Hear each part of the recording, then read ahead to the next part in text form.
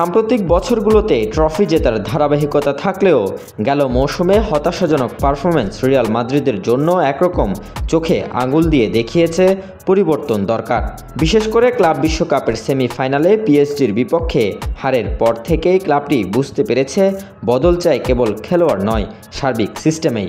এ কারণে ইউরোপের সফলতম club Real Madrid এবার এগোচ্ছে এক নতুন ফুটবল দর্শনের দিকে।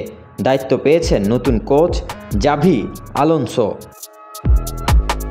Build up from the back, আধুনিক পজিশনাল ফুটবল আর 3 সেন্টার ব্যাকের কৌশল, এই নতুন রণকৌশলে গুরুত্বপূর্ণ হয়ে উঠছেন ডিফেন্ডাররা। এই লক্ষ্যেই বোর্নমাউথ থেকে দলে টানা হয়েছে স্প্যানিশ প্রতিভা ডিন হুইসেন। ক্লাব বিশ্বকাপে দুর্দান্ত পারফরমেন্স করে নজর কেড়েছিলেন এই তরুণ। তবে চিন্তা বাকি 2 সেন্টার ব্যাক নিয়ে।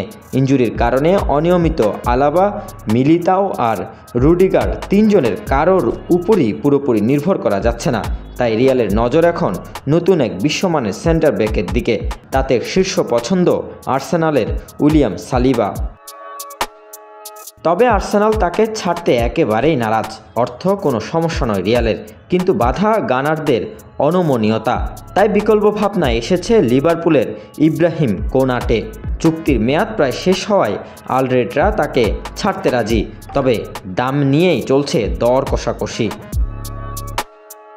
ডিফেন্স ছাড়াও রিয়ালের বড় সংকট মিডফিল্ডে। টনি ক্রুসের বিদায়ের পর যে শূন্যতা তৈরি হয়েছে তা পূরণে রিয়ালের প্রথম লক্ষ্য ম্যান সিটির ব্যালন ডিওর জয়ী রদ্রি, আর তার জন্য রিয়াল দিতে প্রস্তুত 100 মিলিয়ন ইউরোর প্রস্তাব। এছাড়াও তালিকায় রয়েছে আরও কিছু নাম: চেলসির এনজো ফার্নান্দেস, ইন্টারের বারেল্লা, লিভারপুলের ম্যাক আলিস্টার।